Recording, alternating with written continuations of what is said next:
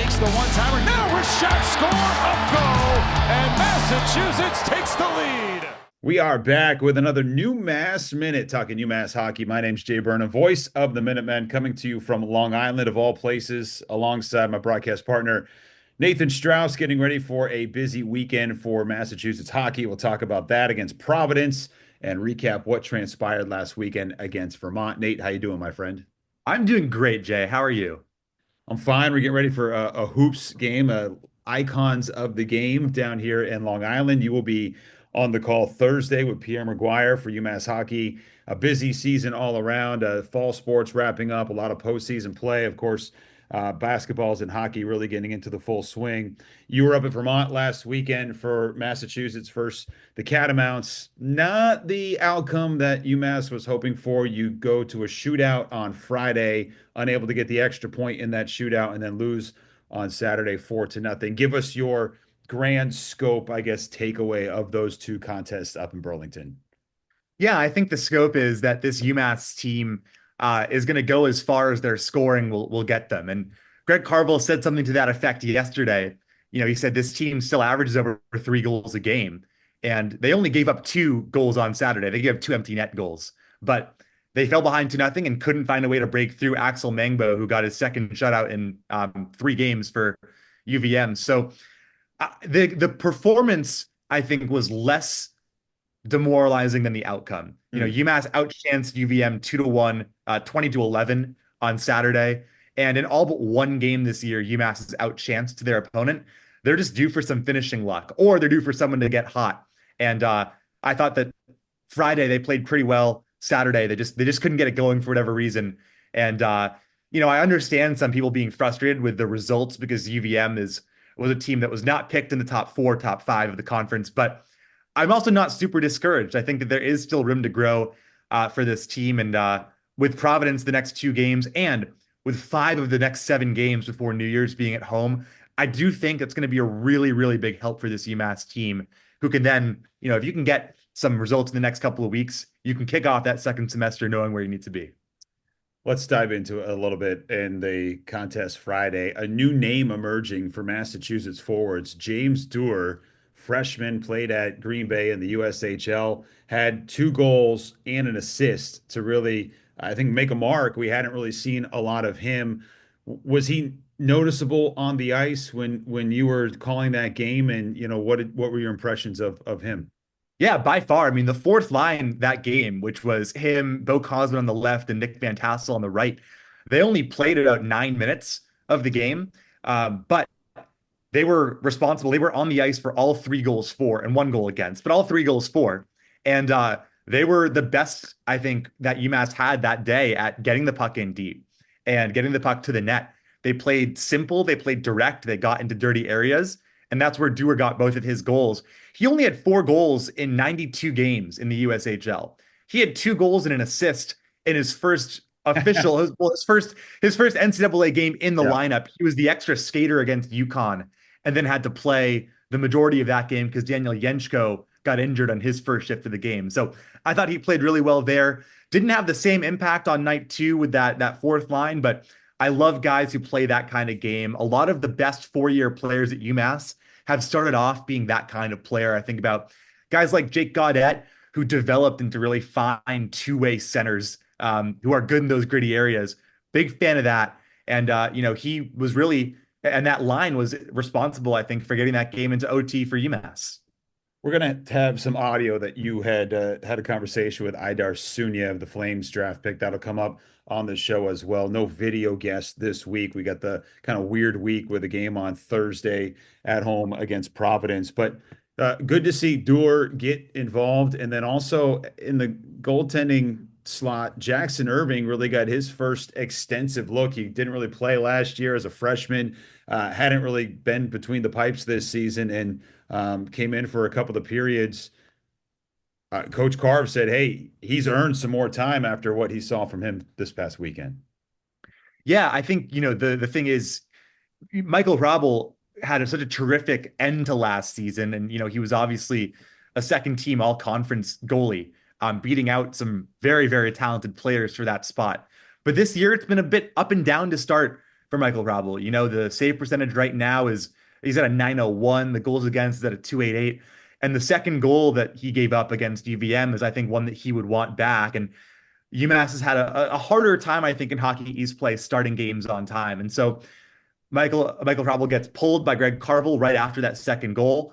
Jackson Irving comes in and doesn't allow a goal for the rest of the game. And he made one highlight save. Yeah, he went viral, right?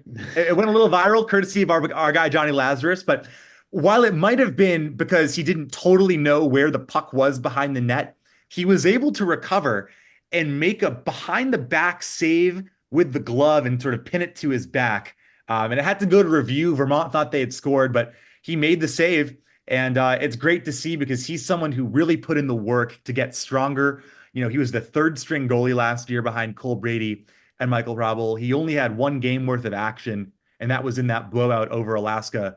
And it's great to see how he has grown. And hopefully it's the kind of play that also motivates Michael Rabel as well, because, he is, the highest drafted goalie in UMass history, and he's someone who's capable of producing these magnificent games. It's just the consistency and, avoiding that dreaded sophomore slump that I think is going to be what he focuses on next. But the more quality goalies you have, the better. Remember, UMass won a national championship with two of the best five goalies in the country in 2021. It became difficult to see who was going to be in net that year, alternating between the two. 11 saves for Irving, and it's tough to go through one year with just one guy. Obviously, the toll that it takes on you. So I think that was certainly something that you get some positive traction from, and that's got to boost his spirits. So two young players making an impact on a weekend where you just came away with the 1 point. This past press conference for Coach Carve this week, someone, I can't remember who in there, had asked about AIC, which is a team that UMass plays consistently out of Springfield. Some tough news in the sporting world. They announced that they're going to drop their hockey program from Division I to Division II. He certainly sent his regards because it's been a great program with a phenomenal coach. And I just wanted to get your opinion on when you saw that news for AIC. It's been a great partnership for UMass to be able to play them at such a close proximity and at a high level too over the past couple of seasons. Yeah, I mean, I talked about Coach Lang last time or a couple weeks ago before UMass played them, and the job that he did there, turning them from, one of the bottom feeders in the country to being a national tournament team for a number of years. They had one of the most famous upsets in college hockey history when they beat St. Cloud State as the 16 seed, a 16-1 upset, which, just like in college basketball, basically never happens. And it's tough. I feel bad for those players. I feel bad for their staff. And it's, as Greg Carvel talked about, they might not be the last team to have to make that kind of change. Hockey is an incredibly expensive sport to operate for the school. It costs AIC $1.9 million a year to run their team. And as a university, from the story that College Hockey News put out yesterday, as a university, their finances aren't in great health. And without getting into too much detail about like the enrollment cliff that a lot of these small schools are facing across the country, there are a handful of schools in the D1 college hockey world for whom college hockey is their only D1 sport, especially a lot of the Michigan and Minnesota schools who are in D2. A lot of the GLIAC schools, Minnesota State, Mankato, these are schools that have D1 hockey but are D2 elsewhere. And so if and when there comes a time when those schools are in dire financial straits and they bring in those consultants who are looking to, keep the school afloat, he makes an obvious target. And while I don't know if there are any more schools that it's going to face, we do have an interesting situation right now in college hockey where the supply of talented players is way, way outproducing the demand, especially with the CHL ruling last week. So I feel bad for those players. I hope that they're all able to find landing spots, and some program at the NHL level or in the college level is going to get, a heck of a coach in Eric Lang and the rest of his staff. Yeah, and there's certainly some unintended consequences with that supply versus demand glut that you're talking about. And I think just in general, when you look across the scope, I mean, Hartford regionally a couple of years ago, they begrudgingly, to the dismay of many, went down from the Division I level for their entire school. The cost of operation, the payment of players in the future, there will be cutting of sports, and there will be dropping down levels, nationally. I think just with the way you're seeing, obviously the the conferences having to travel from New Jersey to California, for a volleyball game. So I think this doesn't shock you. It's just rather unfortunate, especially because it's such a close rival. Yeah, and on the other hand, Greg Carvel has talked about this year how with UMass expecting to be part of the revenue sharing agreement and the House settlement, how UMass will be one of those schools that does have a financial upper hand or the ability to attract a certain type of player. And you look at the schools in Hockey East, I think only UConn maybe and BC are the other schools that are going to be part of that House settlement. Those are the two schools Yeah. with FCS football, or rather FBS football, excuse me. So it's going to be really interesting to see how this looks. And it's just another part of the changing world. And I can totally sympathize with the people who, are frustrated at this because it was unexpected for sure, especially for a program that, up until last year had been the dominant force in the Atlantic. We'll keep an eye on the fallout for that. And I know you've been talking about the other swirling changes as well, which Coach Carve feels like there really isn't a lot of good reasons for sometimes for the decisions that are being made, but I think a lot of us feel that way just in general with college athletics, and we'll see where it takes us. I want to get to his comments before we hear your audio with Aydar Suniev. After the loss, again, you said the 4-0 score doesn't quite indicate a couple of empty net goals, how close that was. He said, I didn't mind our game. Game's off right now, which gave Vermont the early lead, and we're just snake bitten. I like the way we're playing. It was a good 60 minutes of time. So, it feels like maybe there's some things they can look at when you go back to the second game against UConn where they lost or rather the second game where the goalie kind of got hot, and he had mentioned that. Same here with Vermont. He gave a lot of credit to their goaltending. So I just wanted to get your opinion on what you thought about his thoughts, as he's been very complimentary of the team, despite the fact that they haven't had some of this early season success. I mean, he's right. That's the thing. Like there were some people online who were pushing back on that comment, but if you look at the numbers and actually watch the play again, the scoring chances 20-11. Like the results weren't there, but it's hard to fault where the game was being played. I thought on Friday night, UMass had 3 minutes left less of ozone time than UVM, and he was less happy about part of that game than he was on Saturday. In general, his thoughts before he even looks at the analytics tend to back up the eye test, except for the fact that the goals weren't going in. And there was a great thing that he said last year that I've tried to take to heart, off the ice as well. And I asked him, when a player is snake bitten, when a player is on a pointless streak or has had a hard time finding the back of the net, what is your advice to them to kind of break out of that streak? And he said, I don't really have advice for them because if they're doing the right things on the ice, then they will get rewarded. If you're putting yourself in positions to score, eventually it will come. And if it's not coming, then you're not putting yourself in the right positions. So I've tried to take that into my life where it's like, if things aren't going my way, then I'm probably not looking in the right place or I'm not working hard enough. There were some guys who got rewarded for working hard on Friday night, for example, that fourth line, the Dewar line that got 2 goals. On Saturday, I thought there were a couple of players who really deserved a goal. Kenny Connors had a great game, had a number of great shots. The Donzlish Millis and Lucas Mercury set up a couple of good slap shots for Joey Musa off of faceoffs, and they just didn't fall. But whether you believe in being snake bitten or puck luck or the hockey gods, if you continue to work in the right areas, you will get rewarded. And that's the kind of thing that we saw last year when there were a bunch of games that didn't go UMass's way, either for the grace of referees or for the grace of bad luck or just getting outplayed. It came together in the end because they found their system and they kind of stuck with it. So that's what I would say there. And I think people kind of focusing on the semantics of the answer might be missing the forest for the trees a little bit.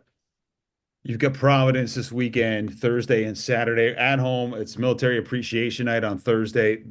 Friars are good. I mean, great start. They're 6-1-2, 4-0-2 in Hockey East play.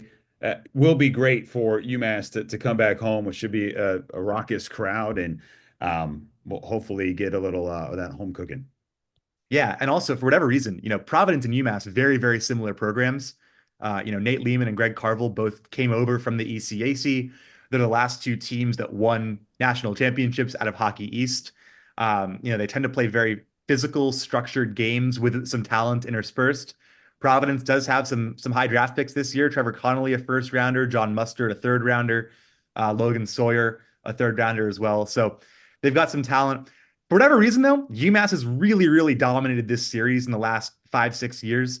In the last 5 years, UMass is 11-2-3 against the Friars, including the playoff win last year. So hopefully they can find their mojo again, and then pick up a win or two this weekend and get back to the firing, because the Friars have looked really good, and it's a big prove-it weekend for UMass. All right, Nate, you're watching on TV. We will now set you up for some Aydar Suniev audio, as you had a conversation with him earlier this season, and we'll catch everybody at the Mullen Center on Thursday.